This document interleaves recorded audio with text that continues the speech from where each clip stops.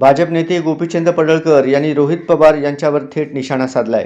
त्यांनी म्हटलं, रोहित पवारांचे गुन्हेगारी क्षेत्रातील जोडीदार कोण हे त्यांनी स्पष्ट करावं.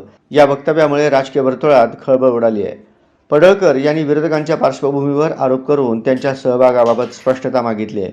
या विधानामुळे सोशल मीडियावर चर्चेला वेग आला असून समर्थक आणि विरोधक यांच्यात वाद रंगला आहे.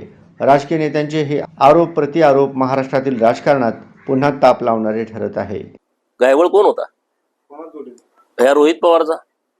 चंद्रकांत पाटलांची पण चौकशी करा. नाही ते नंतर बघू. ह्याचा दोस्त आहे ना. ह्याच्याबरोबर किती आहेत गुंड? किती मोक्यामधले गुंड ह्याच्या बरोबर आहेत? तुम्ही सगळे शूटिंग काढा या 2-3 वर्षामधले. त्यांच्या आजूबाजूनं किती मोक्यातले गुंड फिरतात, किती मर्डर केलेली लोक फिरतात, त्याच्यावरती त्यांनी स्पष्टीकरण द्यावं. चंद्रकांत दादा काय भूमिका घ्यायची ते घेतील. ते संवेदनशील आहेत आणि त्यांना काय असं कोणाला काय वाचवायची गरज नाही. एका सुतगिरणी कामगाराचा मुलगा महाराष्ट्राचा मंत्री झालाय, ते करतील व्यवस्थितपणे.